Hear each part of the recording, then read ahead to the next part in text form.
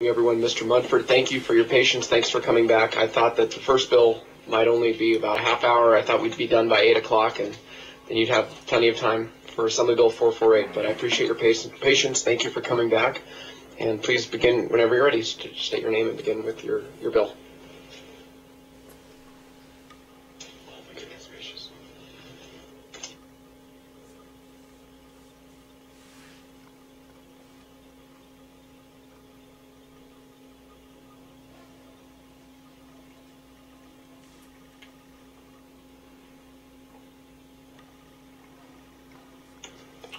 Yes,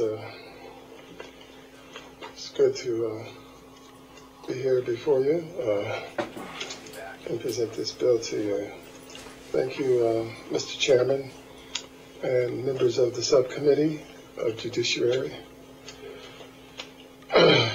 This is, my name is Harvey Munford.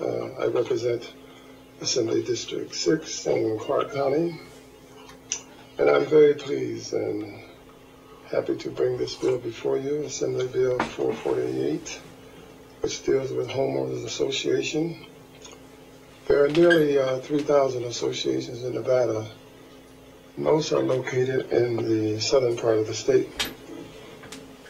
Myself personally, this is my 4th term in the legislature, and during that period, I have been contacted by many of my constituents who live in homeowner associations. During this time period, there were a number of abusive complaints that have been brought to my attention that have escalated to the point that I feel some strong action needs to be taken. There are many differing issues that have come to light with all of these complaints.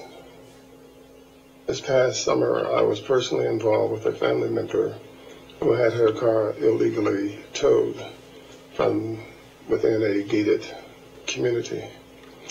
The association and management company would not take responsibility for the illegal act. It cost my family member over $200,000. $200 to retrieve my daughter's car, which is parked in front of her sister's house, which is a HOA. I constantly get calls from folks living in my district telling me of the excessive fines for petty issues and many other retaliatory actions by their boards. Just recently, the ongoing FBI investigation into homeowner association corruption in Las Vegas area can only embarrass our state and frighten potential buyers and lower home values. A recent real estate listing I have seen indicates no HOA as a selling point. Something must be done to stop the abuses and curb the problems that are growing in these associations. A number of years ago, this legislature enacted a statute known as NRS 116 to deal with these associations. This statute has become more and more complex since its inception. It appears that as a statute changes every 2 years, the rights of the homeowners diminish and powers of the boards and managers appear to increase. SB 448 has been written in an attempt to give rights back to the people in these communities, that we must provide a pathway of fairness and transparency to all. The bill covers issues from A to V, as in arbitration and as in voting.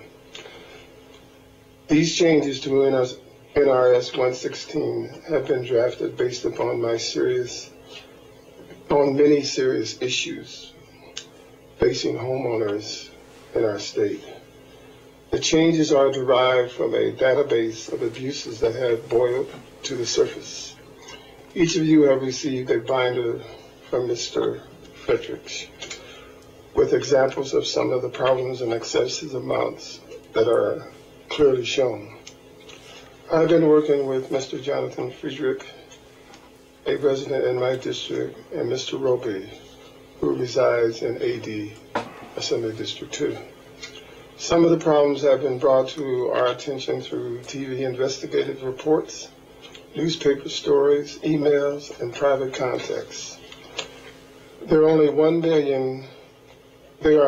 1 million Nevadans living in homeowners associations. These problems need to be corrected. I hope this legislation will go a long way to solve many of these abuses. I want to also say, just a further comment, some homeowners associations are big, some are small. They are almost everywhere. In many communities today, especially in Southern Nevada, it is nearly impossible to purchase a relatively new home that is not part of a homeowners association. HOAs are big business. Sometimes I wonder if it's a business, or I think does it act like a government, or should it act like a government, or is it a government? I have spawned an entire industry of managers, attorneys, accountants, contractors, and vendors to serve or exploit the homeowners. Complaints about HOAs are not new. We have learned that when enough money is at stake, many people forget their responsibilities and abandon their ethical standards. We have learned that board members range from concerned, capable, and tactful leaders into sometimes outright bullies.